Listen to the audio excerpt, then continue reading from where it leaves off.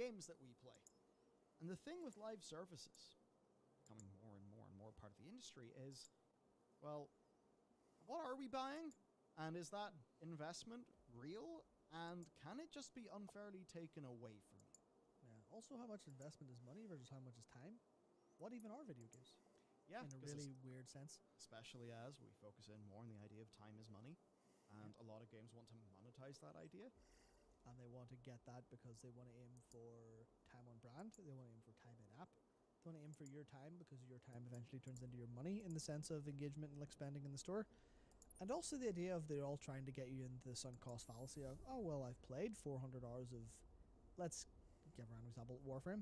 I've played 400 hours of Warframe. I'll play that continually because if I stop, what was it all for? That is the thing. Yeah, you have a sunk cost fallacy almost keeping you in the game. I mean, how many people keep themselves in an MMO when they're absolutely seething and don't want to be there, but it's like, my identity is that I'm here.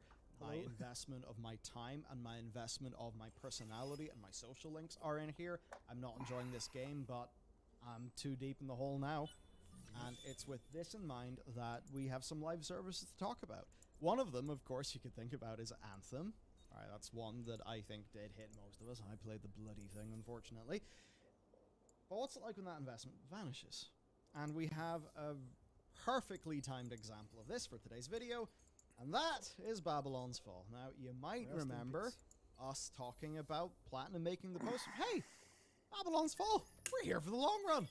We're going to stick by this game. It's going to get content support. No. So this is a $60 game that released in March 2022. Not 2021. 2022. Just really a few months ago. Now, in May, the story of this game was that even though it had a weak launch and, you know, these flatlining player numbers, that they were going to stick by. And now, as of September, the game is being pulled from sale, and it's going to stop functioning completely in February 28th, 2023. Meaning that the game will, I mean, it'll have its final season of content, but that'll be it. It actually will have received less than 1 year's support. And that brings up the question then. We invest our time in these live services. If it can go away so quickly, what is it?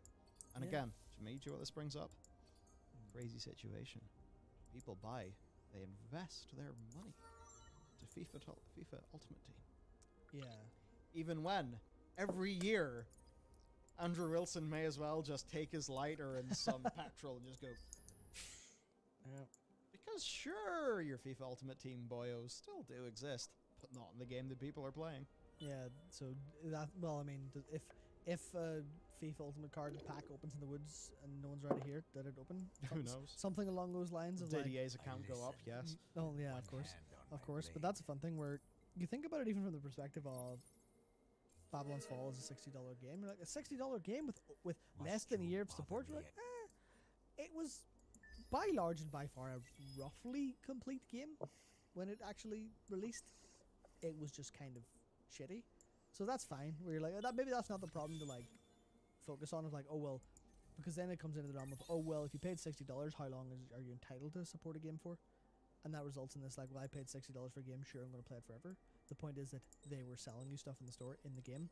So where was that going? Yeah, do you know what? You're buying stuff day one, going, well, you're under the illusion that you're going to have this for a long time. And buying the games is separate to this, I think, because of the way it's monetized. But it's just, yeah, you buy this, you'll have it forever. Yeah. But would you, as an example, would you go into? I mean, this is a bit of a weird one because real world stuff degrades. But would you go into a shop and buy some clothes that had a label on them saying this will self-destruct in 11 months? Likely not, because you'd imagine you'd wear it for longer than that. Well, maybe not in the realm of fast fashion, but yes, well, absolutely. Yeah. I almost think that a new live service is something that users have got to treat like a Steam Early Access game, like a Kickstarter. Yeah. Really, that's them just saying, hey, pay some money for the initial thing, but really the value is the ongoing vision. That's entirely how Anthem was positioned to people. Now, this video originally started because of this. This was an email that was sent to us of a viewer who started playing Path of Exiles. They invested some money into this free-to-play game that went a little bit above the normal buy-in of a premium game. It was $110, so £85.78, And the plan would be that, okay, this will set me up for years of enjoyment. Now, they alleged to us that they were banned for reasons that were not provided to them. They then alleged that whenever they attempted to find out more information, they were told that the account had breached terms of service, but they didn't actually tell him what bits of the terms of service were breached. So, of course, because of this, they no longer really want to play the game or any free-to-play game that kind of uses these methods, because for this person, their bubble was burst a bit. It's like, what happens to the person whose WoW account gets wrongfully banned and it can't get overturned? Gone. Ultimately, I suppose it just comes down to trust and how good the customer support of a place is. But I suppose it does make you think, when all of this stuff can be taken away so easily, what was its value to begin with? Yeah, there's the whole kind of philosophical angle you go in there of is permanence real for anything? What's the point of anything if it's all as if you're going to return to dust? But that's the thing where, like, in video games specifically, they're trying to get you from the angle of this will last. This is valuable. And think, well, what value does it have in 6 months? What value does it have? Basically, if this is dust, hang on. Is there any value in easily reproducible digital goods? Well, there was effort put into creating them, of course. So it's all about what they mean to you at the time. And then you adjust your price and try to keep away from them having this problem of, you know, like, I guess, the sense of value being falsified because you have this idea of longevity and stuff in your head.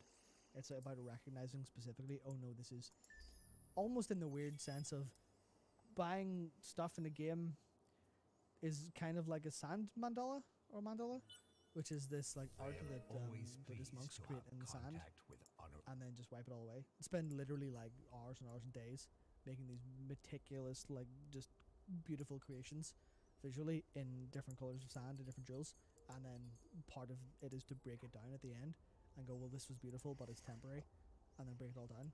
And that's what a lot of this digital stuff is, and what like playing games is kind of like.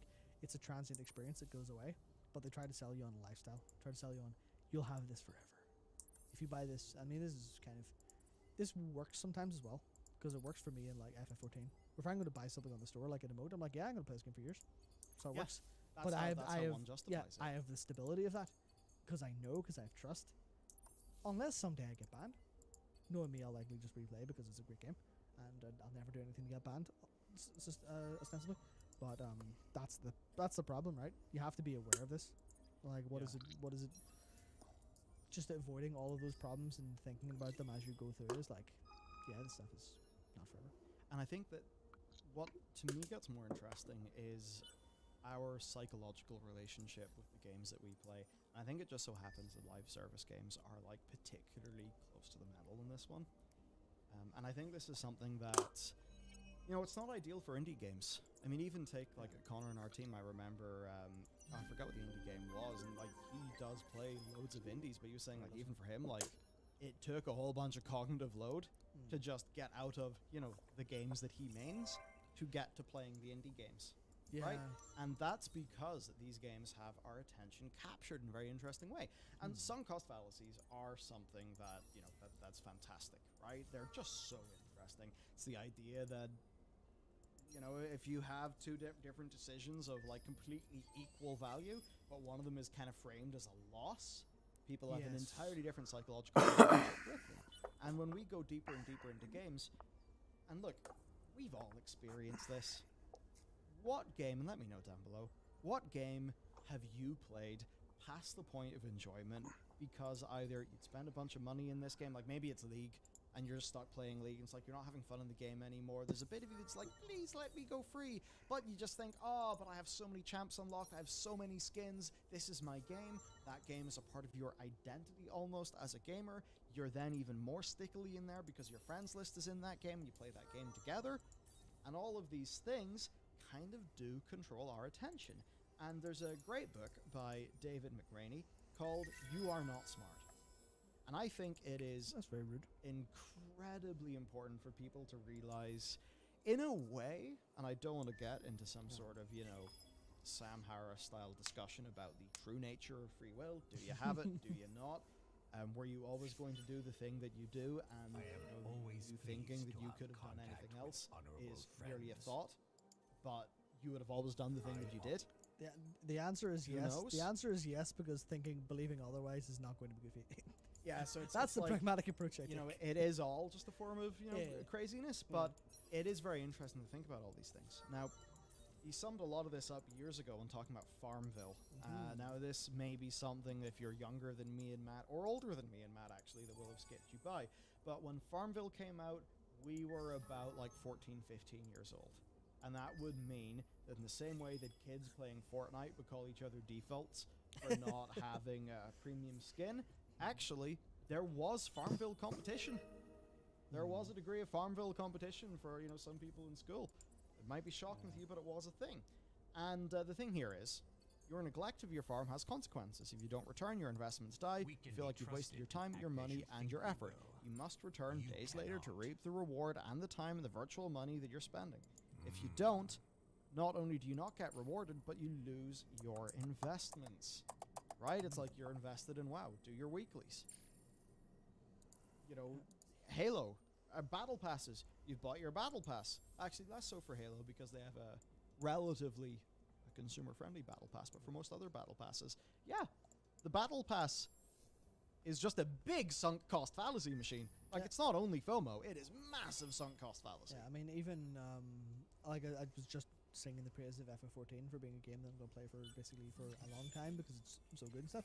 And even it, like, for I guess the idea is for pacing reasons and stuff. It even has stuff where, well, oh sorry, you didn't log in this week. Well, you're going to be behind. And that's kind of, oh well, you have to keep up with the Joneses, and there's a thing of constantly log in, keep that attention. All these external factors of, oh, you wouldn't want to feel bad by not doing the thing in the game, would you? And that manifests in weekly tombstone caps for your I guess your up-to-date gear and your weekly raid drops. And that's a staple of the genre, but that's a staple of the genre that people are now realizing does deeply link to all of these dark patterns. They're not dark patterns by isolation, Yeah. but they can be used to create these kind of dark patterns of keeping people in playing games, and are tied to all of these parts of behavioral psychology that they're like, oh, can we instead of dealing with the rational layer of how humans think and go, hello, Mr. Gamer, or Mr. or Mrs. Gamer, whatever sort of title you have, hello Gamer, would you like to play this game? This game has X features. It is Y hours long, and here's maybe, you know, you get to play it as a demo, or here's like Z where there's all these people are, you know, enjoying it. Here's reviews from people. Would you like to play it? Have a think about it. Think it through, feel it through, and then give us your money, and then you'll go home and play it, and hopefully have a good experience. You'll come back for the next one. That's like engaging with like the rational layer of people, and you know, I would say that's like good faith stuff, where you go, hello, product, yes, seems good, great. But there's like the skipping that and getting to behavioral psychology, getting to the layer below is what marketing and advertising is good for, where it's like, no, how do we get to the lizard brain? Because the rational layer on top is going to have all these defenses built up and go, maybe that product's not for me, maybe I don't want to play it this week. And then they're trying to skip that thought, basically trying to hack your brain in the sense, trying to get through all the defenses to go to the behavioral psychology layer and go, how can we make you feel like this of your own inclination? How can you skip the rational element of your mind? Oh, it's by sunk cost fallacy. It's by loss aversion. It's by all of these little tricks and things that people have discovered scientifically over the years, and are starting to learn holistically because they're trying them and they're seeing what works. It's like the iterative game design, but they're iterating on dark patterns as much as they're iterating on actual good games. And in fairness, some things like, you know, your weekly caps and MMOs, sometimes those don't even arise for the FOMO reason. They arise because a developer's like, well, the people who know life will get so much more ahead, this will unbalance our game. Yeah. So a lot of these things are at work, and it's interesting to interrogate why we are still doing a thing, and to what degree the financial model of that game is basically hoodwinking us into continuing to play it. And ultimately, like, opportunities for user investment are not just a way to earn money, they're also a way to deepen the sunk cost fallacy. And there was this fun little Reset Era thread of people just talking about basically abandoning games that they had spent sizable amounts of money and time in. I mean, can you imagine being a Hearthstone player who's put $800 into Hearthstone over the years and then leaving Hearthstone? That's going to feel bad. That is the equivalent of taking... It's the same thing with, like, imagine those are real cards. It's going to feel a little different because I guess there's like the physical element to it that's really important. But that is the equivalent of taking your $800 of Magic cards at the back and burning them. Or the same with like a Pokemon TCG or Yu-Gi-Oh or something like that. That's just, oh, look at all of that money you spent in value. Well, just burn it, just go to destroy it. That's what it feels like to leave a game like that. Yeah, and for some of these people... That's what everyone should read, The Art of Discarding.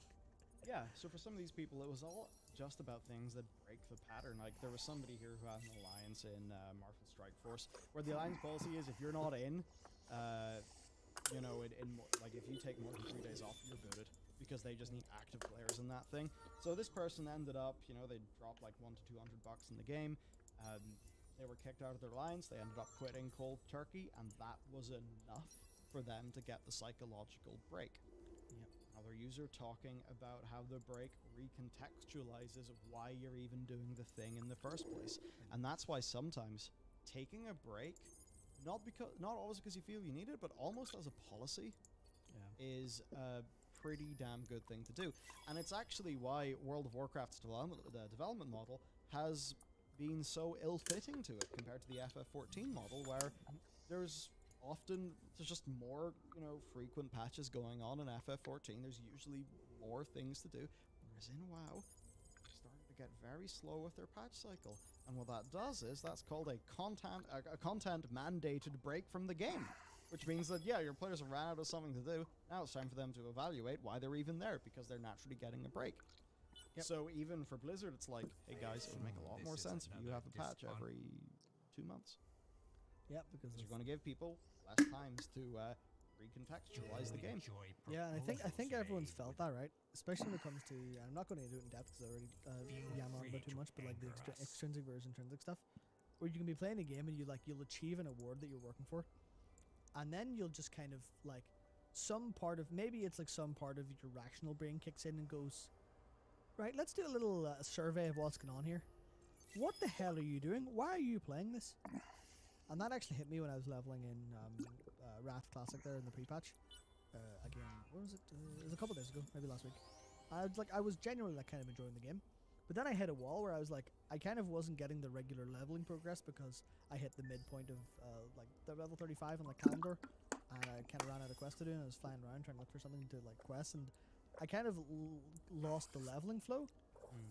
And then I was talking on Discord with a couple people, and it was like, I think we're talking about F14 or something, and I was just thinking, why am I playing this?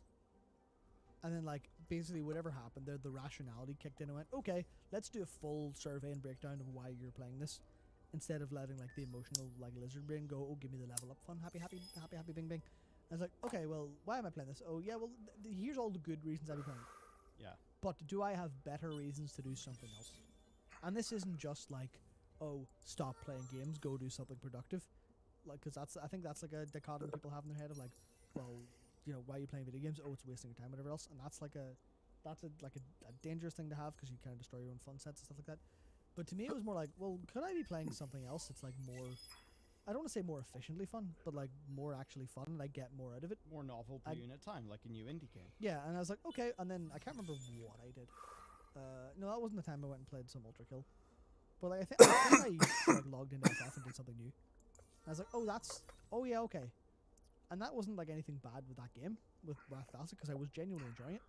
But there's just like a rationality kicked in and went, no, you're playing this for the wrong reasons right now.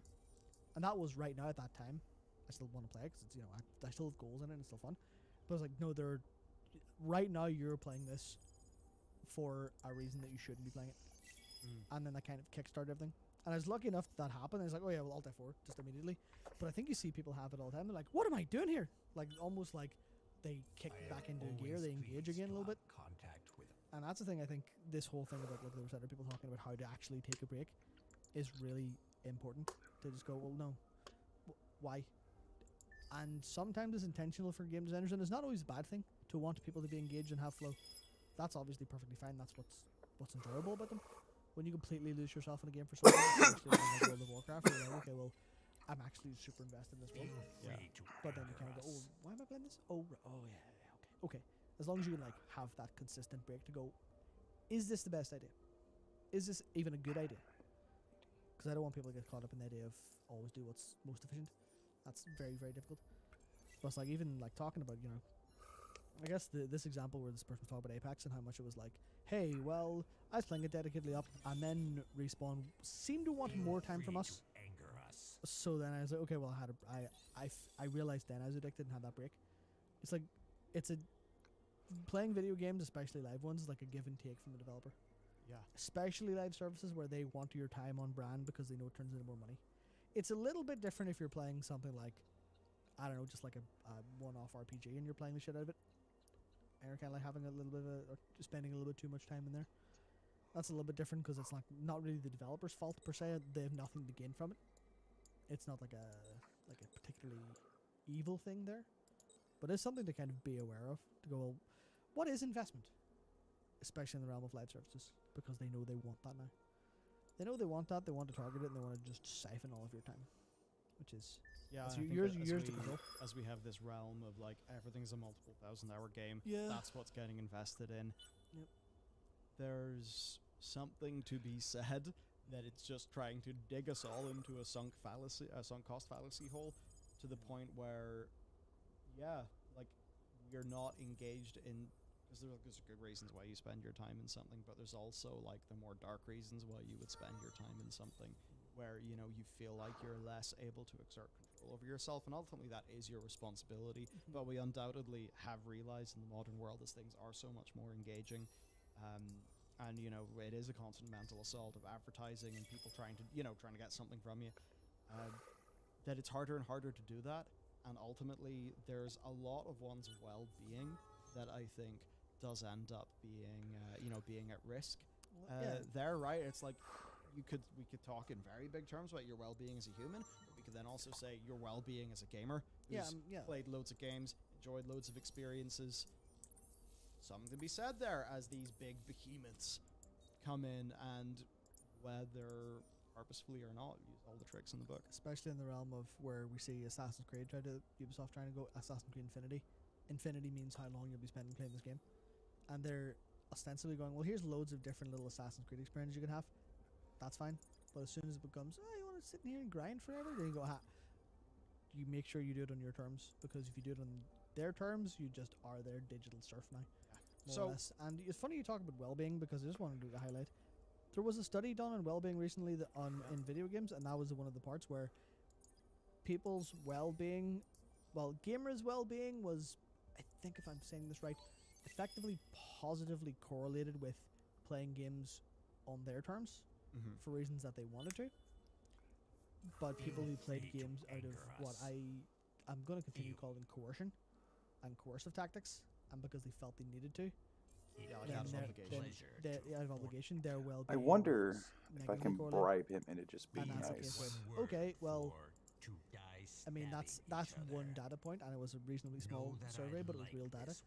And I imagine, there's a version where you look at science and go, well, that doesn't necessarily prove it, but if it lines up with your gut feeling, then and your what you see and experience, if you're analytical enough a person, it's probably worth considering as close enough to true. That's a bit dangerous in some cases, but it is that case. Well, I mean, yeah, it sounds about right. So let's operate under the assumption that it's right. Just a very loosely held assumption, but an assumption, which is play video games because you want to, not because you feel you want to. Yeah, so I guess like the parting thing is, how have you experienced this? Like, do you have situations where you have just been completely screwed and you've realized, oh, that was just a bunch of licenses and like shit that I have in a digital account? Like, so have you been screwed by a live service where you felt like your investment is literally being destroyed? Or have you just had that experience of breaking up with a 1,000-hour game, breaking up with a Destiny account after you've spent a lot of money in silver for cosmetics? Like, how does that feel? Because, to be honest with you, I don't actually have a game like that. I mean, it would be World of Warcraft if I quit. Yeah. But other than that, nothing super major, thankfully. But I'd never be the person that would play 4,000 hours of Path of Exile and buy multiple things every season. Yeah. League of Legends is mine.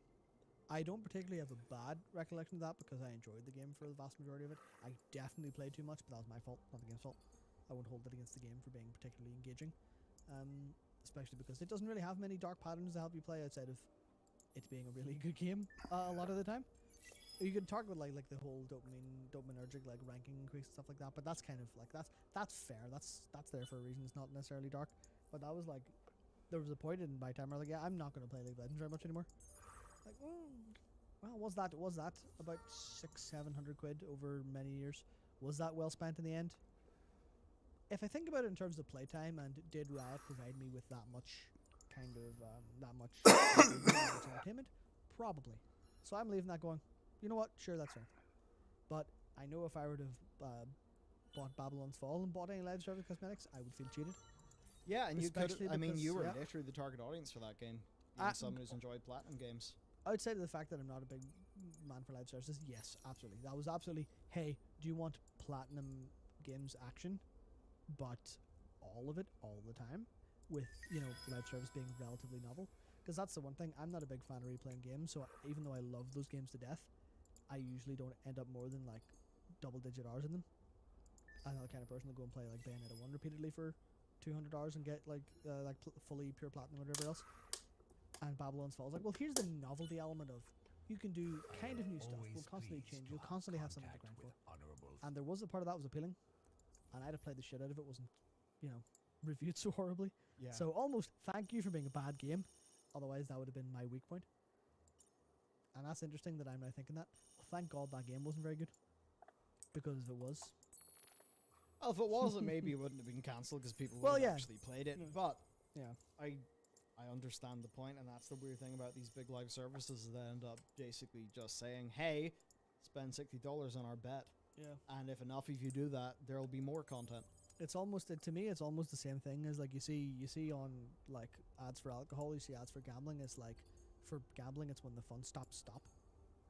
And I think that's something that video games need to like start doing, especially ones like the ones that are particularly predatory, like gacha games. It should be. I mean, they are quite literally gambling, but it's like when the fun stops, stop. That's like it's really kind of cringy motto, but it works. It makes sense. It's like keep rationally scanning your motivations, and as soon as something seems off, put the brakes on. Go sit in a dark room for half an hour and think about what you're doing. Or that sounds like a punishment. Or at the very least, turn on the Steam Interactive Recommender as a part of Steam Labs. Oh, and yeah. try to find some more niche yeah, games. go play. By the time this video is live, go play Metal Hellsinger. There you go. Done. That's what I'll be doing. So, go play Metal Hellsinger, and as well as on that, look, what are your video game breakups like? Do let us know, and we'll see you next time. Video game breakups, what an idea. I assume this is another dishonorable proposal. We can be trusted to act as you think we will. You cannot.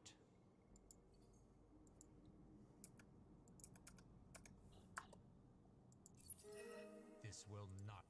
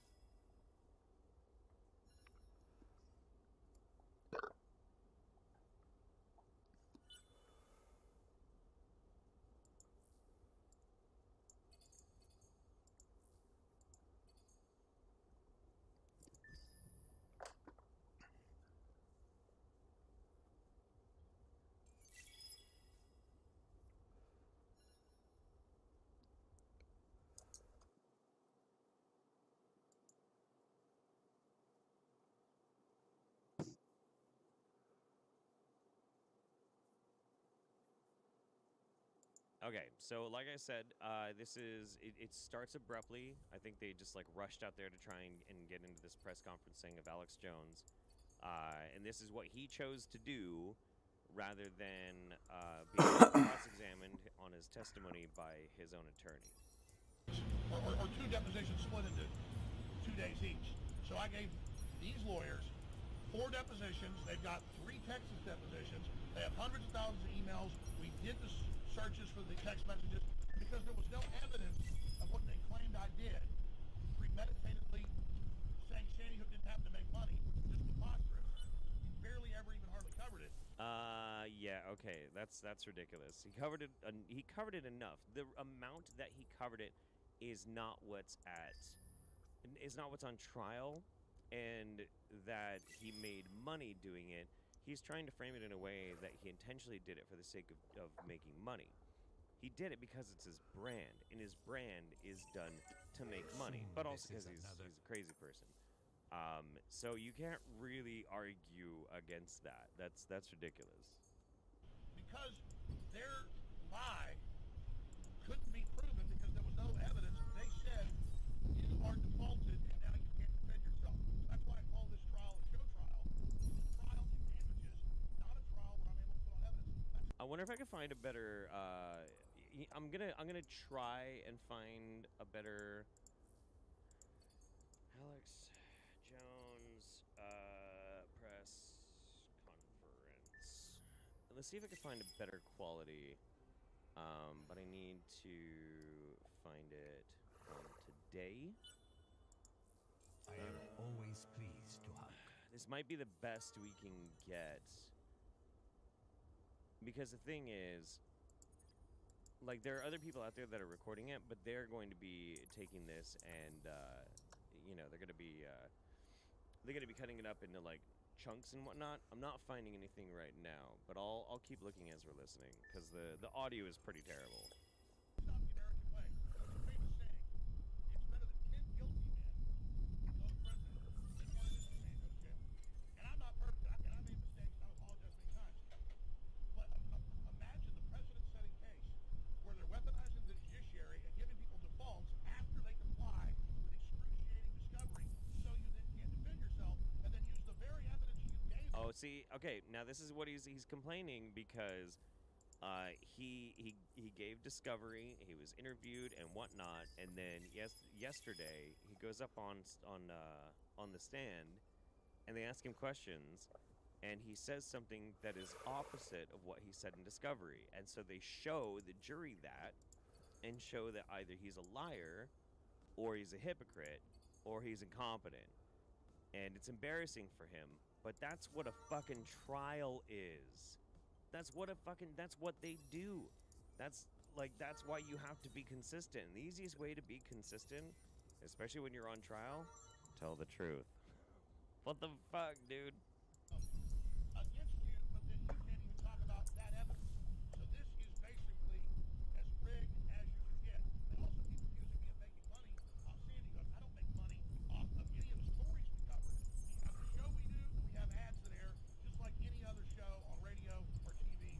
Well, how else would you be making money? Like what? It's not like we're making T-shirts about it or something. What? That is not going to hold any fucking water. Nobody's gonna fucking believe that shit.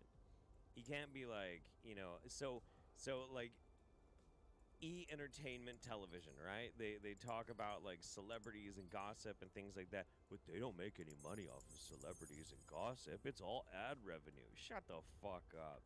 Or cable. That's a fraud. This law firm, Democrat Party, high-powered ambulance chasing law firm, Chris Manning and the rest of them, know that they just got a $73 million settlement with Remington. They've won a bunch of other big lawsuits for these families. And I would imagine in 30 years, this law firm will be suing people with the Sandy Hook families. I mean, somebody of their great-great-grandchildren may be suing people over this. That is very bizarre. So, so the lawyers are Democrats and liberals, and they just got a bunch of money from Remington. Okay, but that there's going to be a generational fad, if you will, a generational tactic of this law firm taking the Sandy Hook ancestors and suing people for money. Okay, that makes sense. Sure, okay. They have sued basically dozens and dozens of different organizations and groups, and it never ends. When the real person that killed the children was Adam Lanza. People don't know Adam Lanza. Most people don't know Adam Lanza. When people walk up to me and say, you shouldn't be covering Sandy Hook, I haven't talked about it in years. I've said it happened years ago. Apologize 4 or 5 years ago. They say, stop talking about it. Stop making money on it. It's not me making money. They make $73 million off of this. And now they've got these huge judgments in Texas against me. Yeah, I don't talk about it anymore. Yeah, but you did talk about it. And your actions inspired people to then go and harass the shit out of those families. And even after you were aware that they were being harassed by those fucking psychopaths, some of which were hired by Jones, he kept talking about it. And he kept saying the same shit. But he's like, well, that was a while ago and I don't do it anymore. Too bad. You fucked around. It's absolutely preposterous. Alex, how do you feel about your testimony yesterday? Do you feel like sharing that with us? Well, the main reason I'm not testifying today with my defense lawyer is because there's no need. Chris Matty completely destroyed himself.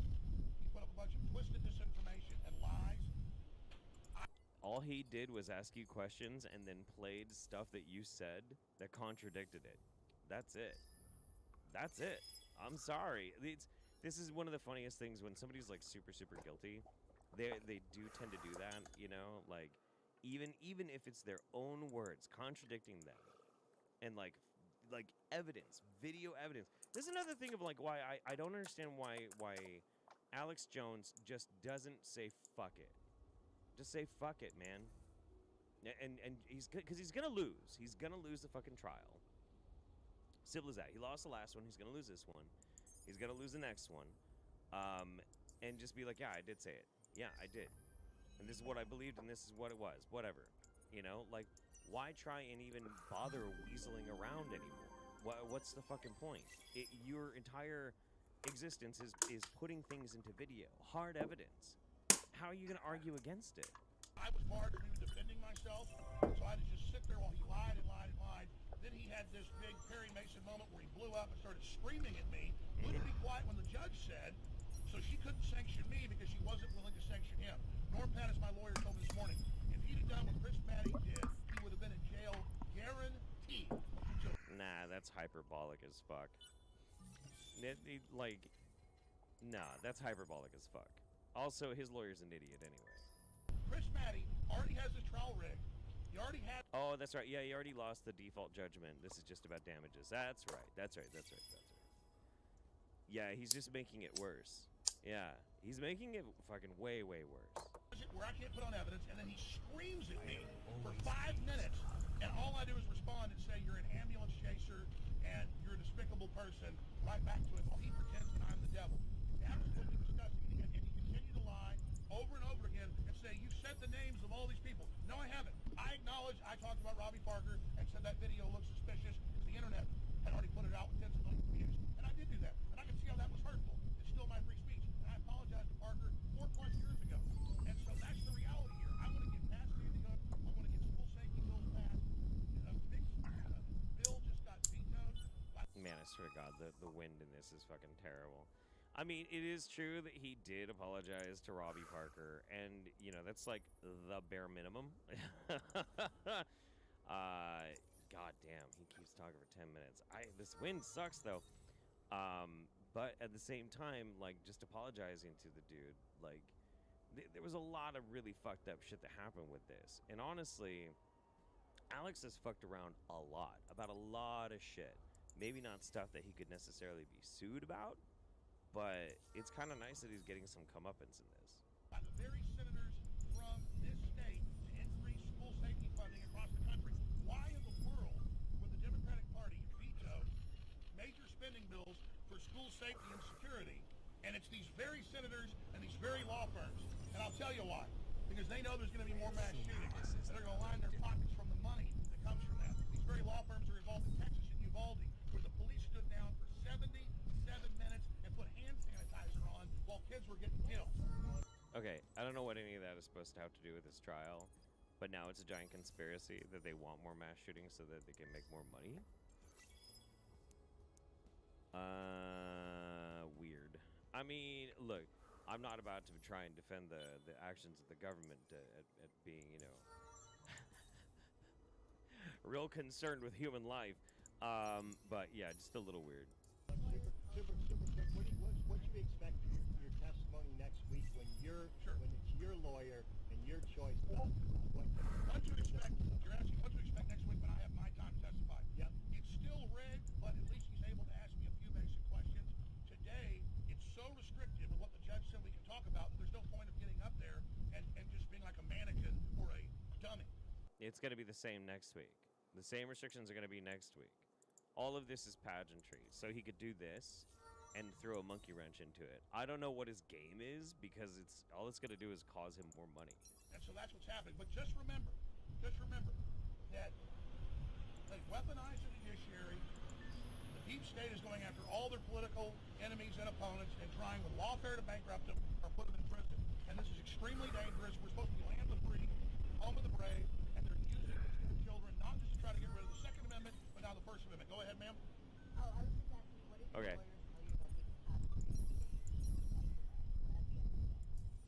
Well, I don't want to specifically get into attorney-client privilege type stuff, but in Norm Pattis's words, Chris Maddie crapped the bed.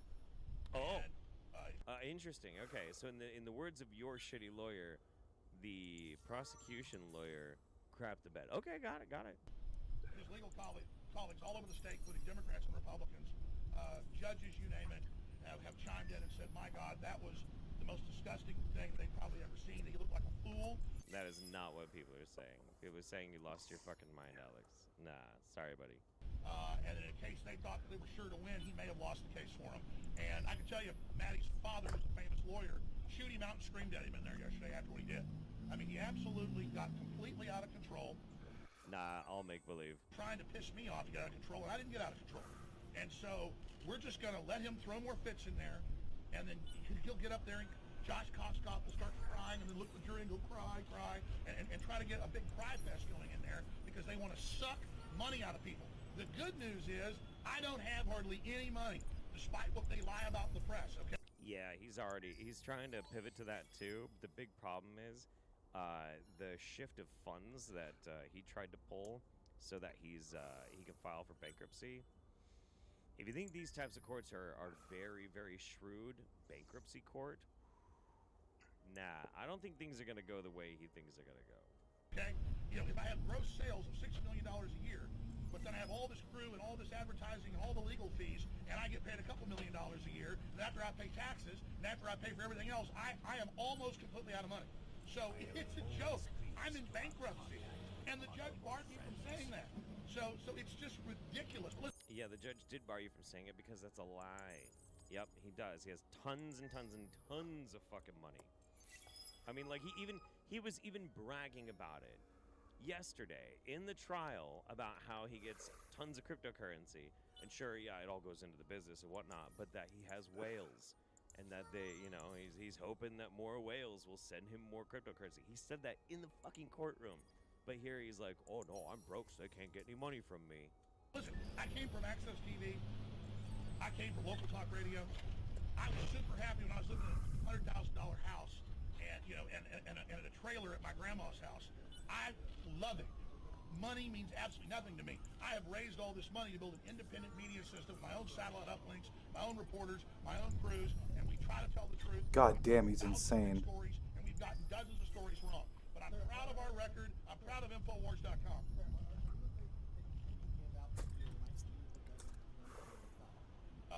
Am I afraid that statements I say here maybe you... I want to see his eventual tax evasion structuring trial. Yeah, it's gonna be juicy. ...used against me inside? No, I'm telling the truth here, okay? And plus, everything I'm saying here, I'm barred by the judge from saying in there. So she can't violate. Here's a little secret why Maddie crapped the bed last night. Everything he tried to say to me was barred by the judge. And my lawyer would get up and say, you have barred Mr. Jones from talking about these 8 things. So how now can you let Maddie ask him a question deliberately trying to hold him in contempt? And she said criminal contempt for the lawyers and me. including the family's lawyers. So this judge is angry. This judge is pissed off because she lost control of the courtroom, not because of me. I did my best. Yeah, she seemed really pissed off. Yeah, sure. That's really how she seemed, pissed off. She seems exasperated because Jones is obnoxious. Like, that's the whole thing. People are like, oh, you know, I was drunk, you just told the truth. Nah, he's just obnoxious. He's not really... He's... The only threat that comes from Alex Jones is the radicalized people that might listen to what he has to say and then do something really fucked up. That's what's dangerous about him. But he himself, he's a fucking buffoon. Being barred to basically defend myself, but by the other side. So this is a disaster for them.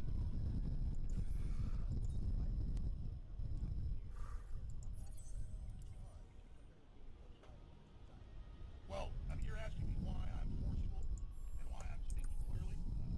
It is because I'm out here. God damn it, there was another one doing it. 15, 20 feet away. I want them to be able to hear me. I'm projecting like I'm speaking to a large crowd. Inside, I'm trying to have a nice demeanor and a nice etiquette and talk to people and not act like Chris Matty who crapped the bed. Anything else? He is so booty bothered by that lawyer. Holy shit, man. I mean, I'm basically barred being able to talk. For heaven's sakes, go actually research history and understand how dangerous it is when they'll pick one of the of speech that they can say is hurtful and then use that I can't even understand what he's saying. to knock over uncommon and the Democratic Party and the deep state, a lot of Republican leaders. It's Chris Mattis, and he is the prosecution attorney. Let's see. God damn. Okay. It looks like we got about 5 minutes left. Okay. Hopefully the audio gets a little bit better. Have said in this case and in the Texas case, we want to shut Alex Jones down. We want to silence him. We want to take his platform and never let him be heard. They saying like this is about wanting to take his platform. They want to shut him up, etc., etc. Listen, you know, when somebody is shown to be massively irresponsible, you know, as a child, they get shit taken away. Now, look, Alex Jones has every right to say whatever the fuck he wants, and that's the thing. Like, the government cannot, God damn, I'm like, put a censor shit ton of him. money That into is the First Amendment. However, in civil cases, when somebody is found to be culpable, they can be awarded lots of stuff. And honestly, I think I would really like to see a judge be like, no, you're gonna have to give InfoWars over to the parents of Sandy Hook. Fuck it. Nope, it's theirs now. Sorry, no. Just wreck his fucking brand. Fuck him. And then we want to use this tactic against all the other independent media. That is incredibly dangerous, and I want to warn the corporate media and the establishment. You take down one person, 10 more pop up in their place, and that's what's happening. I am always real independent analysis and commentary and opinion. My show is just a talk radio show that's on TV, just like Don Imus or just like Howard Stern did. Except I'm a populist, conservative, nationalist, patriot, Christian, and I love everybody of every race, color, and creed. And so my show is popular because there's a hunger for populism. There's a hunger for candor. There's a hunger for rawness. There's a hunger for unfiltered. And if I made mistakes being raw and unfiltered, if I've been a bull in a china shop, you better damn well believe it. But I'm an American, and I love this country, and I believe in people's free speech, whether they're communists, or whether they're right-wingers, or whether they're idiots.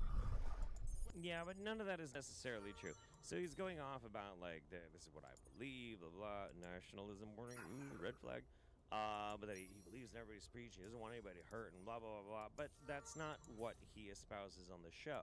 He might say this right now because he's out in public, but this is just him trying to advertise, like, yeah, he's full of shit because he says totally different things. Who might be watching this, you should come check out InfoWars. Because InfoWars is not that. Like, for fuck's sake, one of the most popular shows on InfoWars is The War Room. Who are you at war with? Antifa, the satanic pedophile globalist elite, and blah blah blah. You know, painting like entire swaths of your your political opponents as subhuman and disgusting and evil, and like, it's so fucked up. Whether I agree with their speech or I hate their speech, I will stand up and fight for their right to have that speech. So sticks and stones make credible bones. Words will never hurt me. And all over the world, authoritarian systems are taking free speech away. We're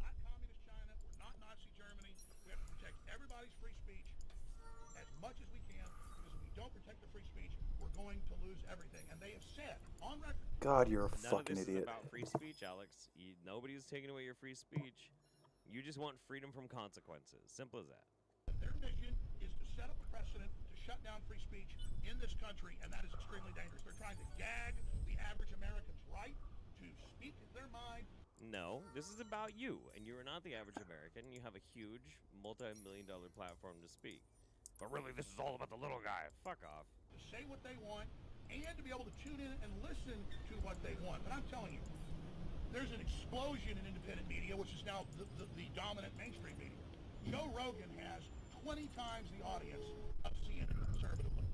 At my peak, I had 10 times their audience before I got censored, and now it's growing back to that. Imagine that. We call CNN mainstream, but Joe Rogan conservatively has 20 times the audience of CNN out of his little office. Yeah, that's really depressing. That's super, super fucking depressing. Make sure there was no others doing that bullshit. He's a podcaster. I mean, listen, I'm fine with Joe Rogan existing. I just wish he would stop talking about health-related topics because he gets it wrong. Yeah. You know, like, but that's a podcast. That's not a fucking news channel, buddy.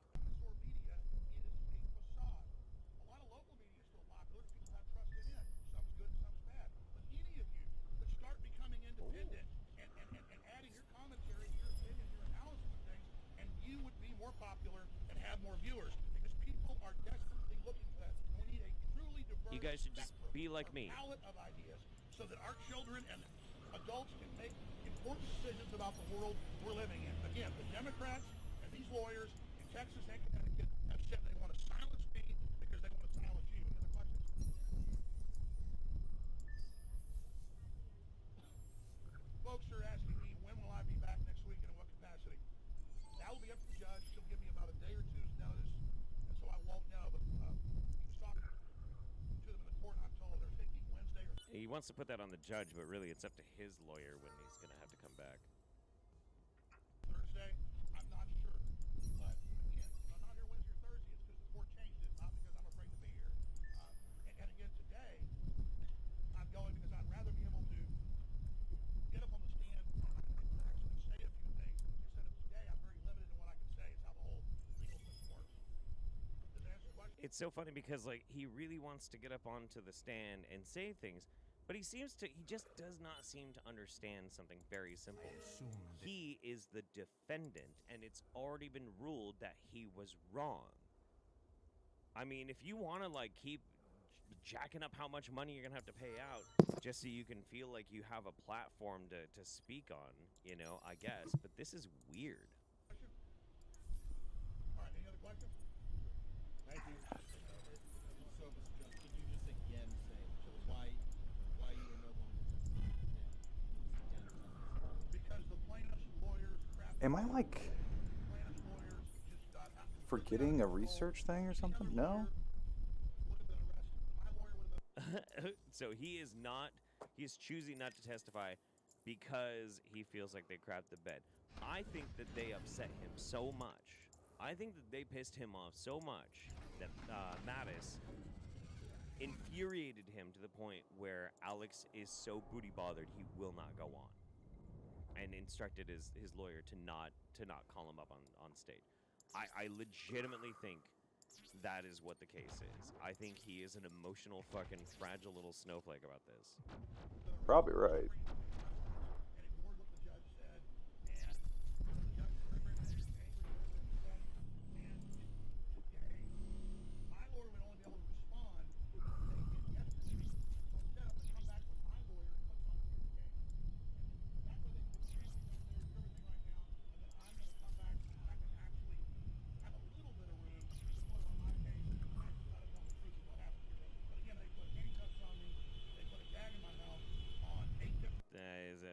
This is bullshit. They put a gag in my mouth, etc., etc., etc. Like, but none of that's true. Like, this is how all fucking trials go. Like, you have to be very careful when you're talking to about how you want the jury to be objective.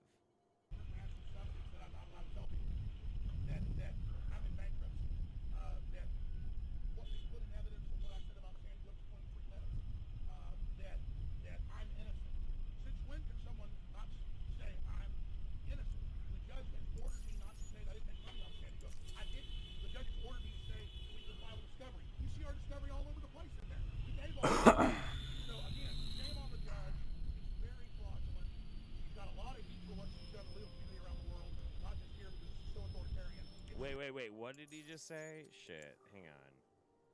Discovery all over the place in there. He gave all that to him. So again, shame on the judge. He's very Shame on the judge. fraudulent. He's got a lot She's very fraudulent. of heat for what she's done to the legal community around the world, not just here because it's so authoritarian. It's like Venezuela or something that Che Guevara would, show trial he would put on, or something out of North Korea. Oh, okay. So this is more like a show trial. It's a sham. He's blaming the judge right now. Extremely dangerous. And now she's being a little bit more friendly, a little bit nicer, just to look like that she's being fair. But again, So she's faking being nice to him because she wants to seem like she's being fair. But really, boo-hoo, she's being mean to me, Alex Jones.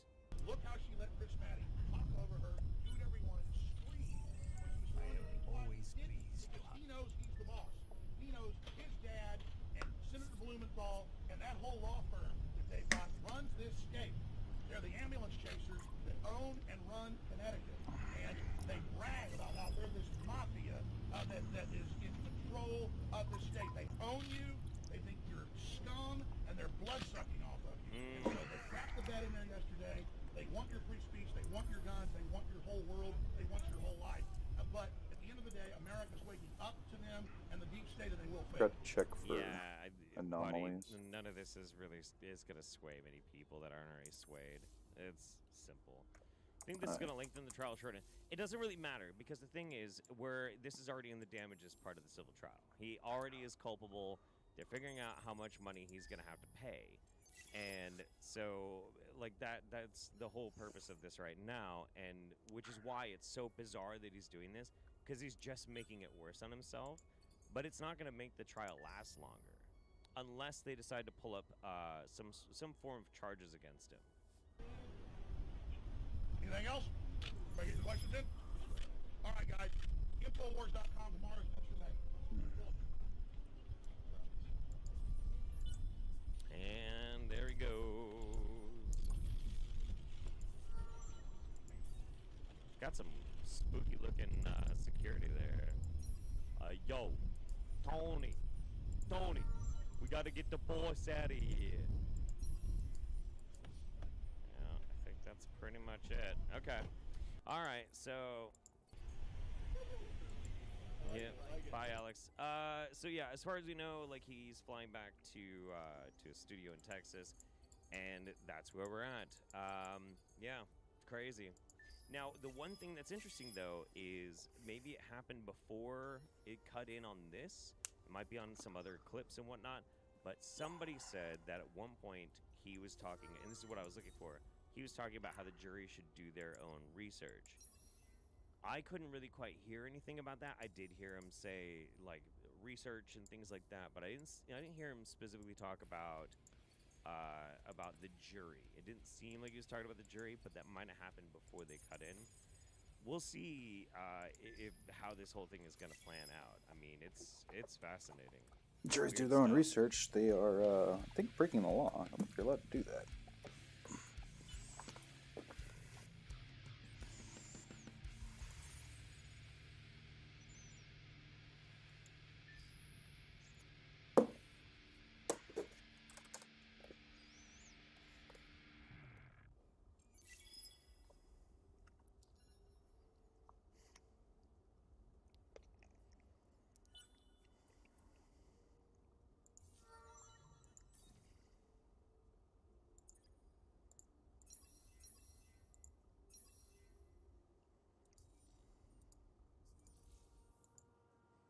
Fuck. Which one was I on? Sophie. Alright.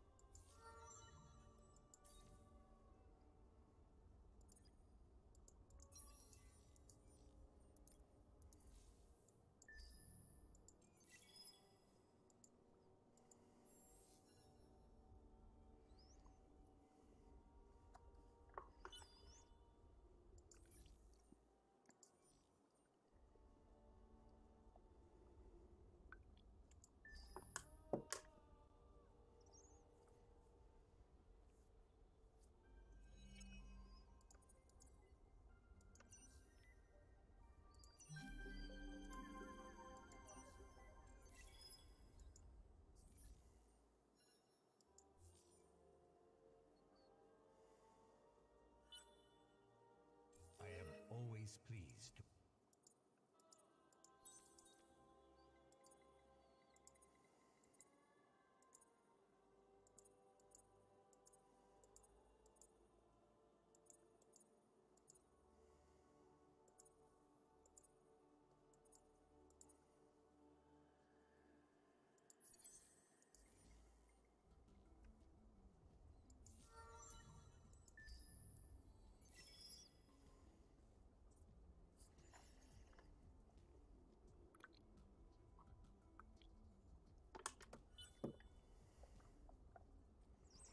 I think I will start changing them all.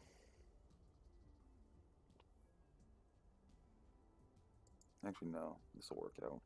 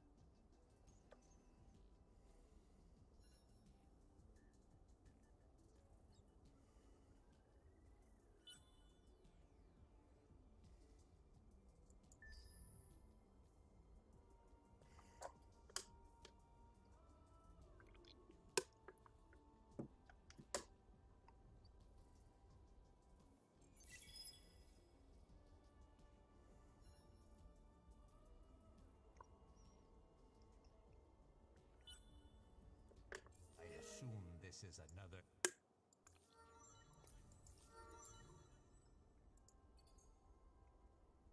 Do you enjoy proposals made with a. Fuck off.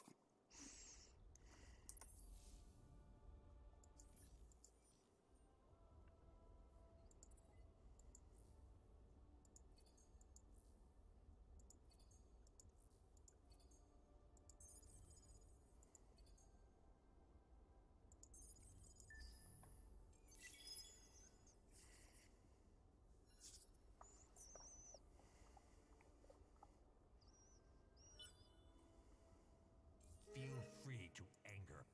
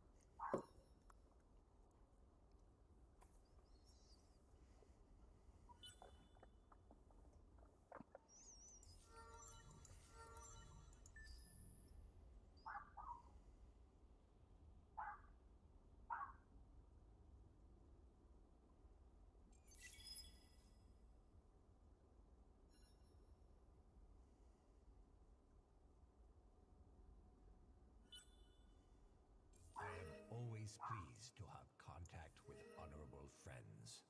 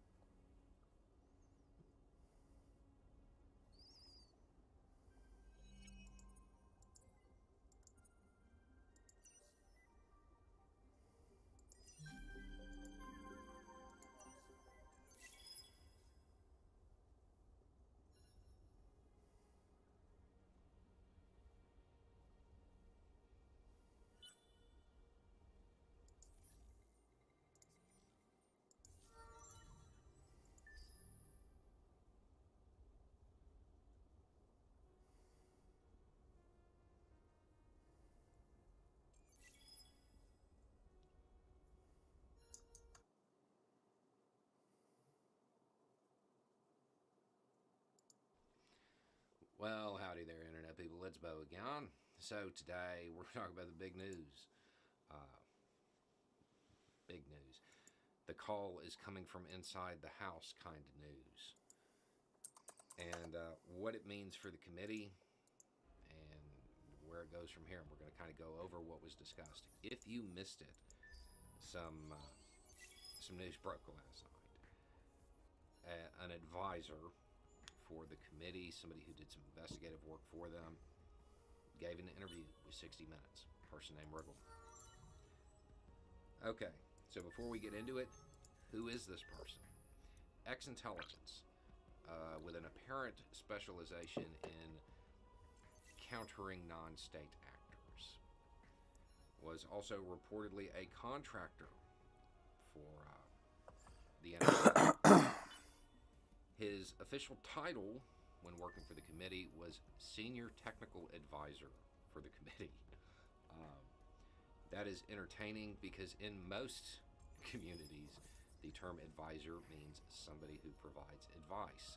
In the contracting consulting world, the term advisor means somebody who's running a team, does all of the work, makes everything makes everything run, then provides a product, and then provides advice on what to do next, which appears to be exactly what he did.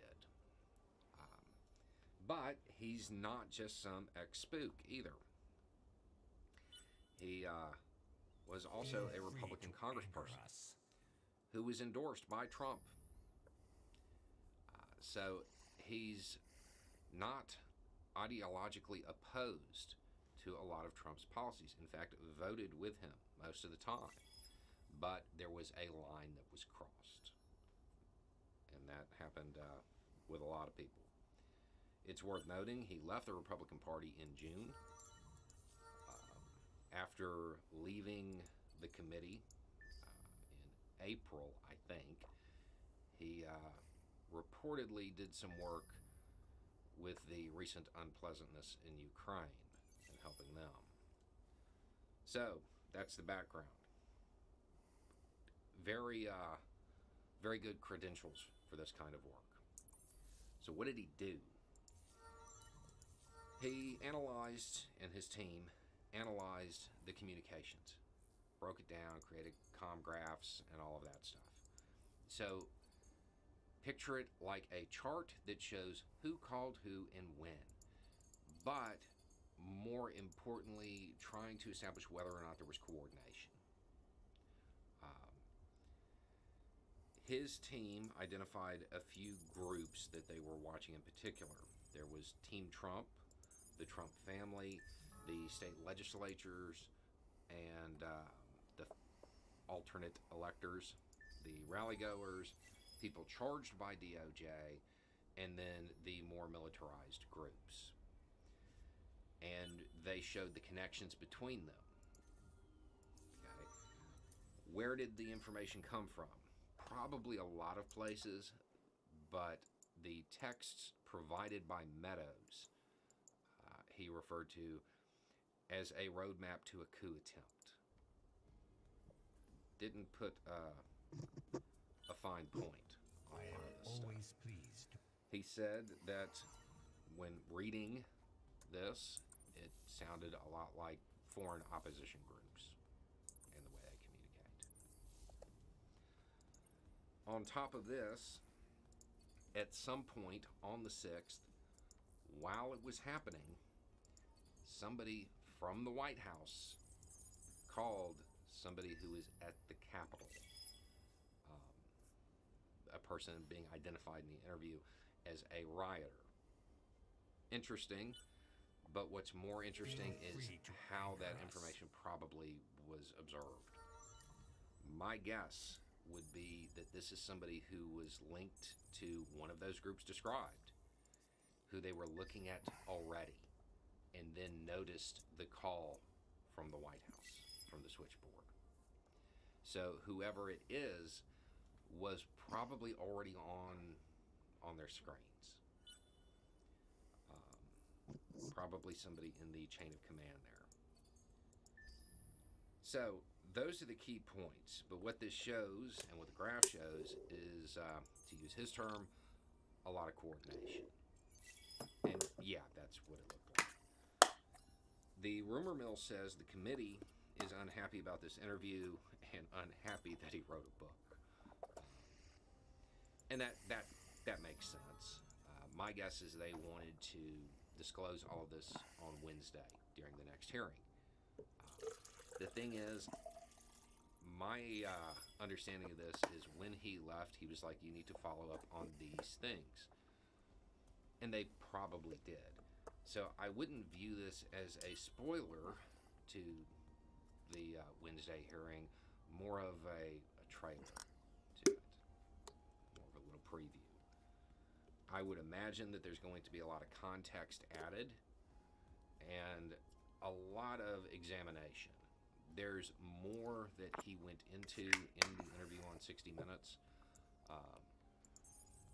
but most of it is going to be gone over during the hearing. The key parts, though, is the data analysis and what it showed. And what prompted this was a couple of people asking, is this what these kind of products look like? Yeah, that's exactly what they look like. Yeah, it looks like what was flashed on the screen looks exactly like what he described he did. I have no reason to doubt this information. So, that is where we're at. There's definitely going to be more. And I would imagine that there will probably be some coming out little bits and pieces on Monday and Tuesday, because the committee has a habit of trying to prime the public, pique curiosity, and get them to tune in to the hearing. With this going out, they're probably going to talk about this or some of the other people that were named in the interview, like a certain Supreme Court justice's spouse. And they'll use that to advertise and get people interested in something that it certainly seems like they should be interested in. The call from the switchboard to somebody on scene, that's pretty big. There aren't a lot of ways to explain that. So we'll have to see and get the rest of the context, find out who it is. If it is somebody in the leadership of any of the groups that they kind of identified, that's going to be a very large issue for Team Trump, and it's going to be hard to overcome. Anyway, it's just a thought. Y'all have a good day.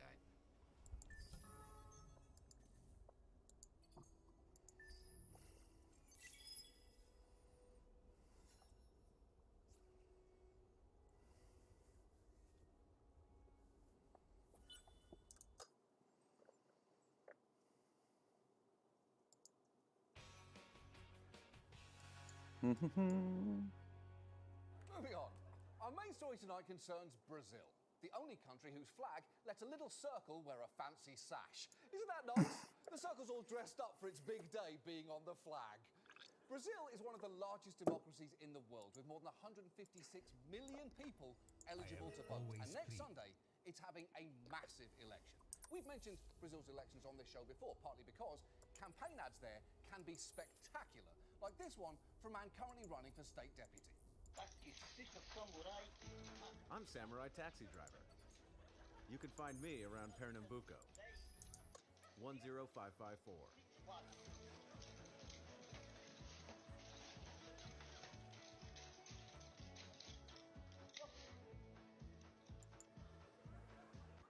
Excellent.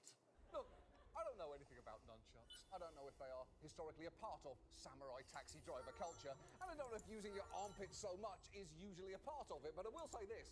I'm impressed that he spent so much time learning to use them, but seemingly zero time learning how to edit out the parts of the video where he turns his phone off.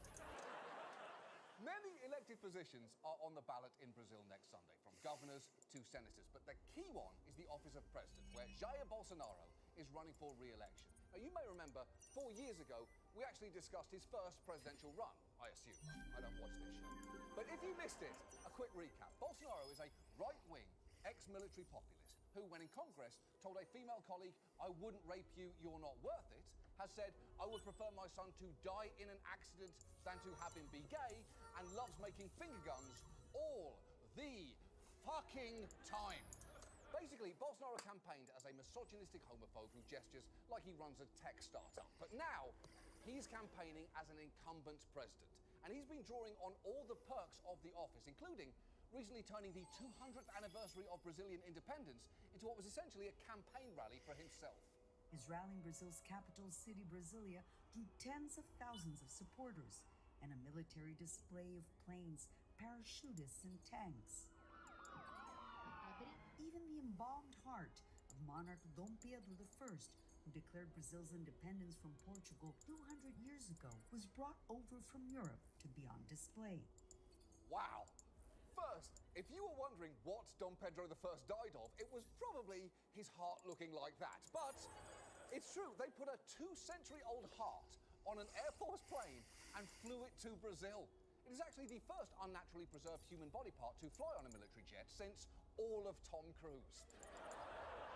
Bolsonaro's main opponent in this election is former President Luiz Inácio Lula da Silva. He was incredibly popular while in office, but later got caught up in the international corruption investigation Operation Car Wash, even landing in prison during Brazil's last election, so he couldn't run. But his conviction has since been annulled, and polls now consistently show him leading the race by a wide margin, about 10%.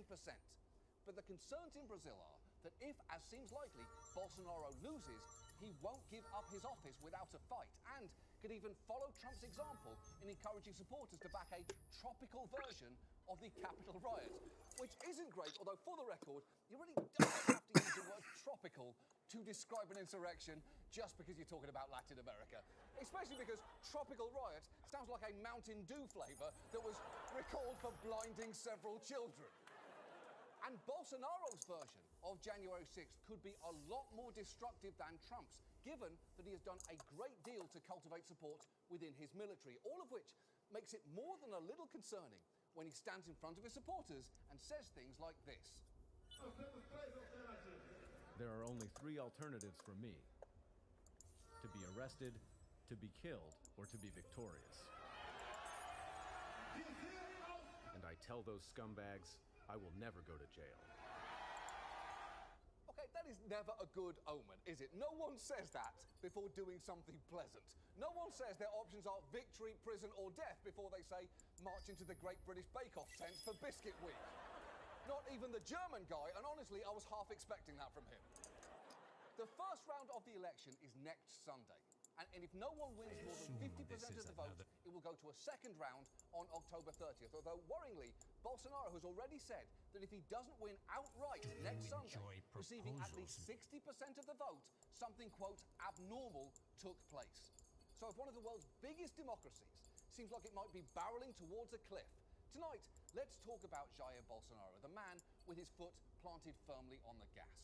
And let's start with the fact that, unfortunately, he's governed pretty much exactly how he said he was going to. He's followed through on a big campaign promise to make guns more freely available in Brazil, loosening gun laws to the point that since he took office, the number of guns in private hands has doubled to nearly 2 million, despite polls showing the majority of Brazilians are against making the sale and possession of weapons easier. So he is giving people something they didn't ask for and don't want, which I believe is also the job description for the head of original programming at Netflix. But much more than that, Bolsonaro has been an absolute disaster for the Amazon, a rainforest that is critical for Brazil and, you know, the planet Earth. He has loosened regulations to expand logging and mining there and massively scaled back protections and enforcement. And almost immediately after he took office, conditions deteriorated. Under Bolsonaro, deforestation is at its highest point in a decade, with an area 10 times the size of New York City destroyed through October this year. And in August, there was an average of 1,000 fires every day. 1,000 fires a day? That is so many fires. If you ask me what happens in the Amazon 1,000 times a day, my first guess would be capybaras fucking. Self-explanatory. My second would be frog birthday parties.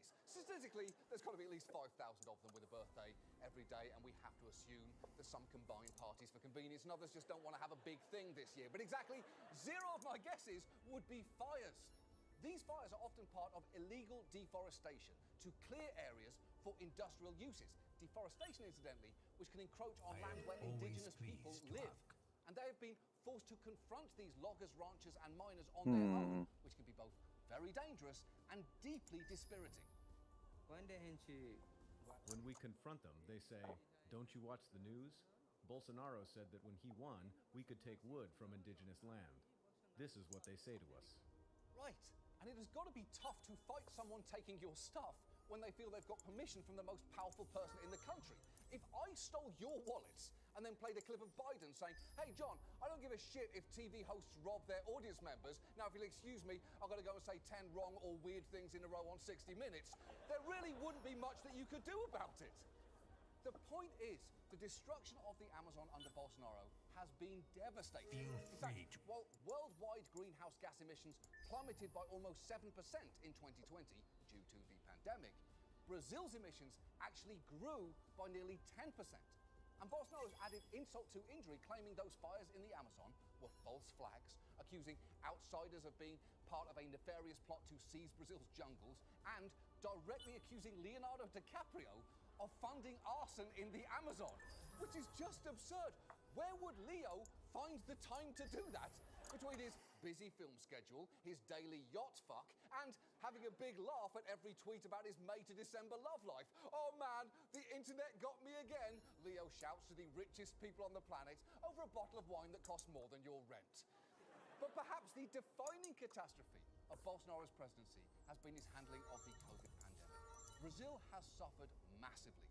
Over 34 million cases and over 685,000 deaths. And right from the start, he refused to take it seriously, initially dismissing COVID as a little flu, and then once the death toll started rising, shrugging off responsibility in the most dickish possible way. Everything is about the pandemic nowadays. We have got to stop with this. I'm sorry for the dead. I'm sorry, but we're all going to die one day. Everybody here is going to die. We have to stop being a country of sissies. Wow, that is just monumentally shitty. I've got to say, America's COVID response left a lot to be desired. But at least the CDC slogan was never, "What are you complaining about? Death comes for all of us. Man up and die in a hole." But Bolsonaro didn't just abdicate responsibility for fighting COVID. He actively made it worse, attacking governors and anyone else who promoted shutdowns or social distancing. In fact, to the extent that lockdown orders were issued at all in Brazilian cities, they sometimes came from very surprising places. The situation has become so serious that the drug gangs that rule this slum and other slums in Rio de Janeiro have decreed a lockdown, and they have forbidden all clandestine parties from happening. It's true. Drug gangs ended up being more responsible when it came to COVID than the Brazilian government. Although, let's not give them too much credit for banning parties. You know what is pretty appealing when you're stuck inside with nothing to do and nowhere to go? Drugs. And what is so frustrating here is that Brazil was better positioned than many other countries to handle COVID. It has a long history of successful inoculation drives, starring their beloved vaccine mascot, Zaygatina, who at best looks like a super sperm, and at worst, a clan member all dressed up for jazzercise. And yet Bolsonaro not only sowed doubts about the vaccines, his administration delayed ordering doses for months. In fact, last year, Pfizer apparently reached out to the Brazilian government 81 times trying to set up a deal to provide doses of vaccines, but most of the time got no answer. And some of those emails from Pfizer were just sad. One read, "Hope all is well with you. I just wanted to confirm that you received yesterday a communication sent on behalf of the president of Pfizer with the updated proposal of a possible supply of COVID-19 vaccines. Will you let me know?" And come on, Pfizer. If you're getting ghosted like that, you've just got to be more blunt. Something like, "Attention, dickheads, your country has COVID. We have a vaccine. Let's do this thing." Or even, "Earth the president, bitch. Stop subtweeting Leonardo DiCaprio and answer your fucking phone." And the thing is, it is not like Brazilians didn't want vaccines. proven by the fact that once they finally became available, virtually 100% of the adult populations in Rio and Sao Paulo got fully vaccinated, a number that no American city has managed to hit. And the COVID debacle would be comfortably enough for people to be done with Bolsonaro, but there is so much more, including the fact that despite running on an anti-corruption platform 4 years ago, Bolsonaro and his inner circle have since become engulfed in a growing number of criminal and legislative investigations. And while he has denied wrongdoing, one sign of just how touchy he is about these allegations is that when a journalist asked him about one of them, he replied, "I feel like punching you in your mouth." Okay? So it is just no wonder that he is trailing in the polls, which is not to say that Bolsonaro does not have his supporters, because he very much does, and they can be intense. Thousands of supporters lined up in front of this gym next to Rio de Janeiro's iconic Maracanã football stadium. Inside, crowds wearing the colors of the Brazilian flag cheer for President Jair Bolsonaro, calling him the Messiah and the myth. Okay, I love that man. I love his outfits, I love his face paint, I love the way he kind of looks like the Hulk losing his shit at a Green Bay Packers game. But what I love most of all is what appears to be a security guard over his shoulder, scanning the crowd for threats while looking everywhere but at the bright green man right in front of him, screaming so hard he might explode. And Bolsonaro seems to be deliberately laying the groundwork with his supporters for an eventual Trump-style refusal to accept the election results, even pointing to our last election as a cautionary tale for Brazilians. What happened in the American elections? Basically, the problem, the cause of this crisis, was the lack of trust in the vote. There were people who voted 3-4 times. Dead people voted. It was a mess. Okay, great. So that is the January 6th op-ed absolutely no one needed, from the man no one wanted to hear it from, and from the camera angle that absolutely no one deserves. He's saying his stupid opinions out loud. You really don't have to go hunting for them right up his nostrils. Bolsonaro has been going out of his way to undermine faith in Brazil's election system, suggesting judges and officials are trying to sabotage his re-election, and fear-mongering about the country's electronic voting machines. Machines, incidentally, which are even the subject of ASMR election PSAs like this one. Urna eletrônica ASMA. Você ainda tem dúvidas sobre as eleições? Estamos aqui para descomplicar. E a pergunta da vez é: por que votar? Horny. You know, every day there are millions of people experiencing their own personal sexual awakenings. I'm guessing that today, at least one of them discovered that softly fondling Brazilian voting machines is apparently their thing. Welcome to the rest of your life. But Brazil's voting machines aren't just quietly erotic. They're also widely seen as secure. They are not connected to the internet, which makes them all but impossible to hack. And it's worth knowing that since their introduction in 1996, authorities have never found any evidence of widespread fraud. Yet Bolsonaro has repeatedly attacked the machines as crooked, claiming that his margin of victory in 2018 actually should have been even larger. He even subjected a room full of diplomats to a 45-minute PowerPoint presentation accusing Brazil's elections of being rigged. And that is incredibly dangerous, partly because people will agree to anything if you threaten them with a 45-minute PowerPoint presentation. In our office, we have an email security seminar once a year, and this year I broke my laptop with a hammer just so I could claim that it did not apply to me. It was the right call, and I will do it again. And look, I don't want to waste too much time knocking down every one of Bolsonaro's complaints. It gives me pleasure that in raising these objections in the run-up to the election, his intention isn't to maximize the security of the vote, but to maximize the amount of distrust that people have in it. And his supporters have been very much listening to his bullshit. If the elections are fair, he wins in the first round. Only in the first round. He will only lose the election if there is fraud, and the people will take to the streets to stop that from happening. You see, that's interesting, isn't it? Because if you look at that man, you'd think, oh, he loves Brazil. But if you listen to him, you'd learn he's willing to burn his country to the ground based on a flimsily laid conspiracy theory. But I guess that duality is just part of the boundless mystery and contradiction that makes human beings the absolute fucking worst. And given Bolsonaro's rhetoric, it is no wonder that there have already been outbreaks of violence. One Lula supporter was killed when a Bolsonaro supporter invaded his Lula-themed birthday party and shot him while shouting that all PT partisans, that is, supporters of Lula's political party, will die. So things are very tense right now in Brazil, and that is before you consider just how close Bolsonaro is to the armed forces there. Not only is he ex-military, and not only has he expressed admiration for the military dictatorship that ran the country until 1985, his government is also heavily stocked with military personnel, and some leaders of Brazil's armed forces have raised similar doubts to Bolsonaro's about the integrity of the elections, all of which has led some in Brazil to understandably worry about what lies ahead. This flirting of President Bolsonaro with the coup is not a recent thing. It's an old thing.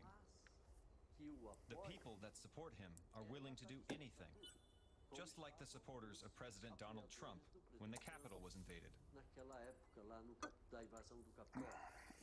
I have no doubt, I have even written about it, that here in Brazil we will have a tragic, dramatic repetition of what happened there. Yeah, except crucially, it could be much worse there. Because luckily for us, Trump's allies were generally limited to a shirtless man in a fur hat, a perpetually hoarse pillow baron, and some of his dumber children. But Bolsonaro has significant military support, and there is some question of what they might do in the event of an uprising, which raises the stakes significantly. Generally, when someone threatens democracy, it's a lot easier to say, you and what army, when you're absolutely certain that that person doesn't have an actual army behind them. The point is, for Brazil, there is a lot on the line here, and right now, it seems the most likely scenario is that no one will win outright next Sunday, meaning that both Bolsonaro and Lula head to a runoff on October 30th. But the weeks ahead could be extremely nerve-wracking. And the fact is, if Bolsonaro eventually loses and chooses to fight the results, it is going to test the strength of Brazil's relatively young democracy. So, to the people there who are worried right now, let me address you in the two languages that I know you'll understand. Portuguese, and of course, the language of the Chuck. So please, if you will bear with me. Hola, Brasil. Sou o apresentador Samurai. Sinto muito pelo que vocês estão passando nesse momento. Nossos pensamentos estarão com vocês nas próximas semanas. Boa sorte. That is our show. Thank you so much for watching. We'll see you next week. Good night.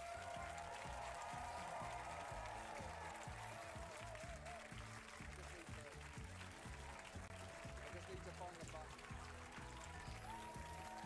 Is this it?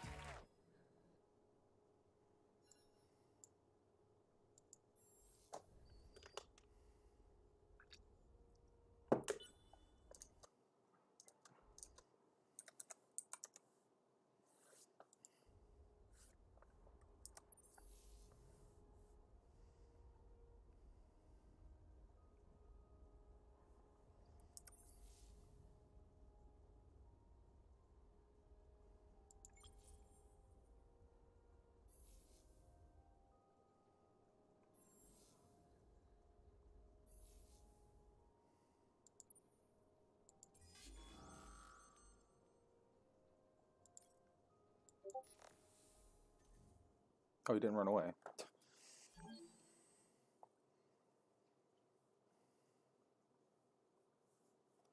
I want to see it die.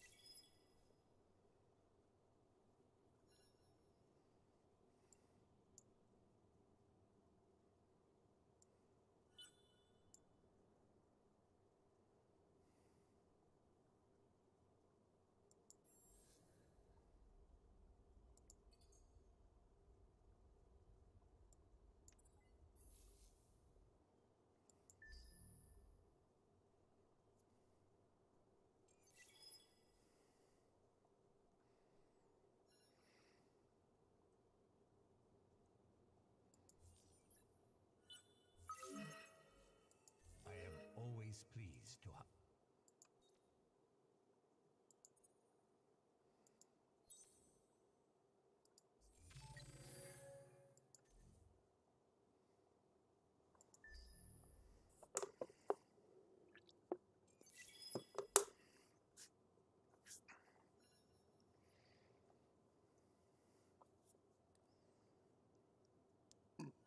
No, it's me lost, but I don't care. If you were in the least trustworthy.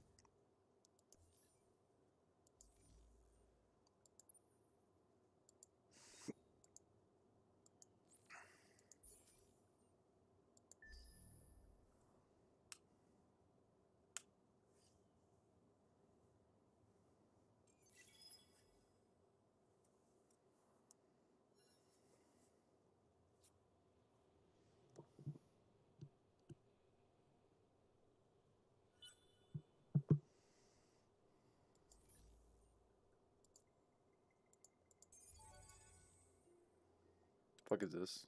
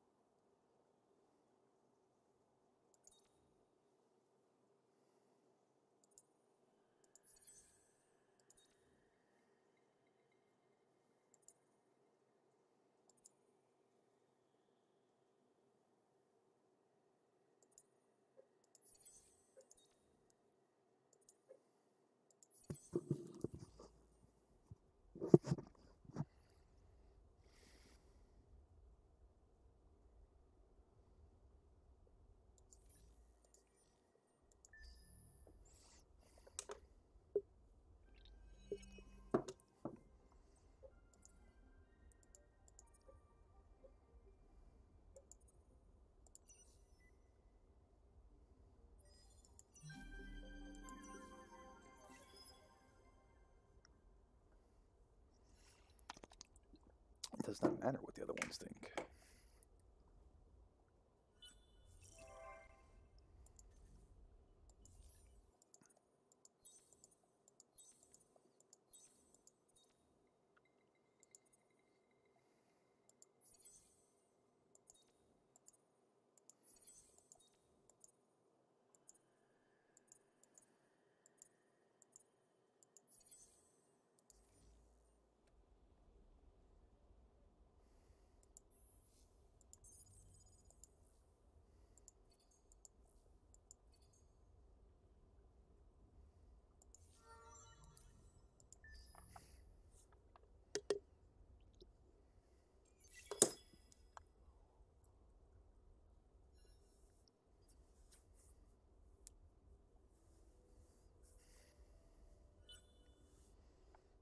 I assume this is another.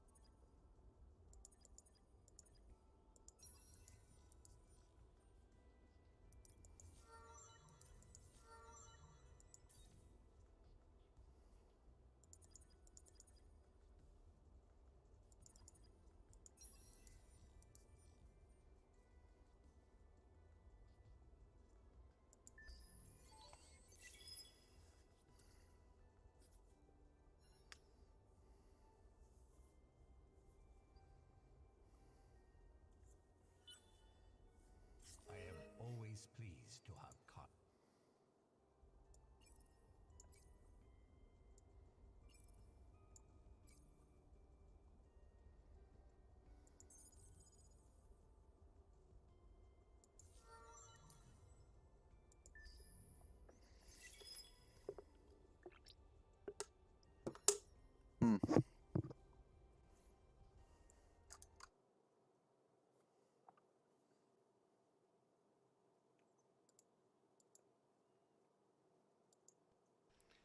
Well, howdy there, Internet people. It's Bo again.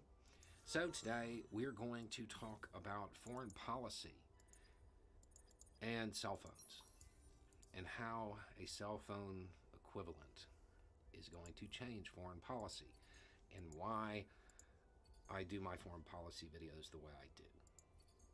And we're going to do this because I got a message directly asking a question, and it's a good question. The first sentence of it, we're going to skip and we're going to come back to.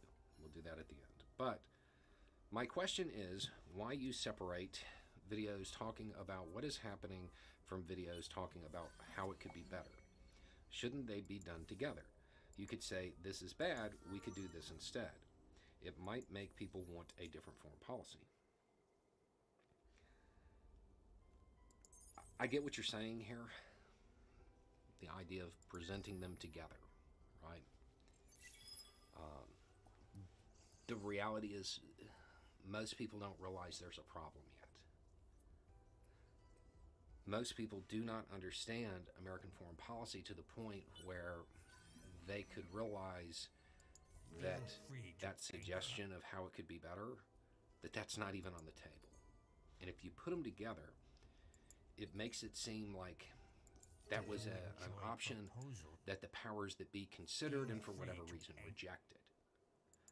Not that it just wasn't one that was even considered. I think it is important for people to understand the cold, hard reality of foreign policy and how it works. I think they need to hear. Don't bring silly notions like justice or morality into this, because that doesn't have anything to do with what we're talking about. It's about power. You've heard me say stuff like that over and over again in almost every one of those videos. That's about how it is. They need that wake-up call. I think people need that because most people don't understand there's a problem yet. If you were to compare it to another fight to make something better, compare it to the drive for police accountability. We don't have cell phones yet. When everybody started carrying cell phones, there was this moment where people were like, the cops have gotten out of control. No, they've been like that. They just weren't on tape. They just weren't filmed. If you go back 10 years before then and you watch or listen to stuff produced by black creators, whether it be music or movies, they're telling you this is what's happening. But that evidence isn't there. They need to hear it and then they'll see it. Because we are getting the foreign policy equivalent of cell phones right now in Ukraine. When you think about American foreign policy and you think about the American view of armed foreign policy, war, it shifted in Vietnam, right? Because the footage was broadcast into the living rooms. It was no longer approved stuff given to news outlets by DOD. It was journalists there broadcasting that footage. It seemed more real. It seemed more real because you got to see the 19-year-old kid from 2 towns over get loaded onto a Huey. It made it more tangible. It wasn't all this idealistic, glory-filled version of war. Go get 'em, boys.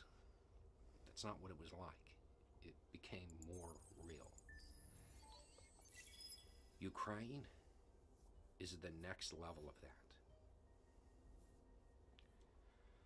There aren't many engagements that have occurred in that war that you can't get footage of. If you wanted, you could watch it. I don't suggest you do, but you could. It's shaping our perception of it. And it's getting rid of that image that it's all glory. You know, people, they could say, you know, I don't want to go to war. If I go, though, at least I'll go down fighting. Yeah. Then they see the footage. They see that's not really how it works. A lot of those people, they didn't even know it happened. One second they were here, the next second they were gone. They were carrying rations from the truck to the tent, and that's the second the drone flew over. There's no glory in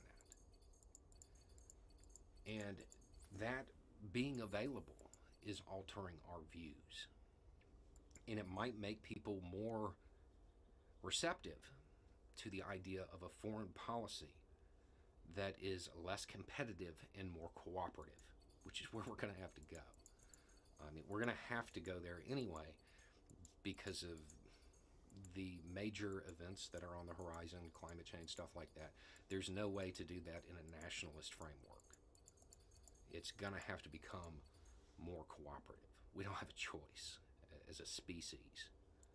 And understand, when I say our foreign policy, I'm talking about humanity, not just the U.S. Yeah, the U.S. is bad. There's ample evidence of that. But this is true of pretty much any country that engages in moves on the international stage. Any major player does the same stuff. So I think having them divided so it doesn't appear as though the options for cooperation were on the table and just discounted. I think having them divided is more effective. I think it points out that this is how we view it, period, full stop. We don't even consider this other stuff. So that's why I do it that way. Feel free to. Now, to the first sentence in this. You're always right about international and foreign policy stuff. No, I am not. Don't do that. Don't do that. No, I'm not. More accurate than most. Sure, I'll take that. But I would point out the reason I'm more accurate than most is because I don't put as much faith as you put in me in that sentence in anybody. It gives me pleasure. Don't do that. Don't get to the point where you think I'm always right. Because that's the point I'm definitely going to be wrong. If you ever need a reminder of how wrong I can be, go back and watch that first video about the pandemic. That should give you a clear sign. I am not always right. Human, flawed, make mistakes. So just bear that in mind. But we're getting our cell phones. Those people who want a different foreign policy, we're getting that tool. People are seeing it in real time, real footage, uncensored. It's probably going to change the perception of war being glorious and foreign policy being something that has to be competitive. Anyway, it's just a thought. Y'all have a good day.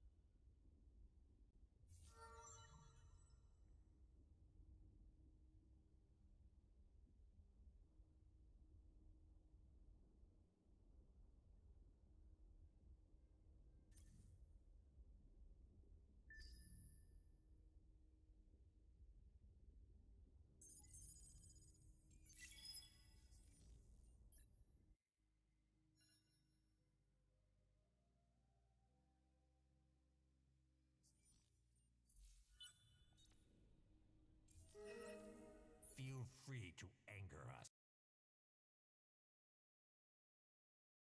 I'm gonna try and do something interesting here. Bro, you got a med kit or scythe? Can I hide right here?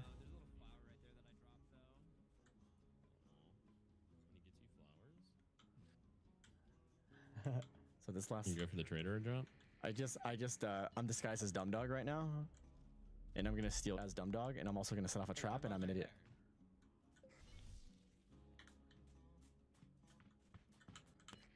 Can you redisguise after you use it once? This guy just dropped a freaking. Oh man. Okay, I'm readying up. Okay. Gosh, why are you still here? That was good timing. Wait Sweet. 1 second. That was good. That was good timing.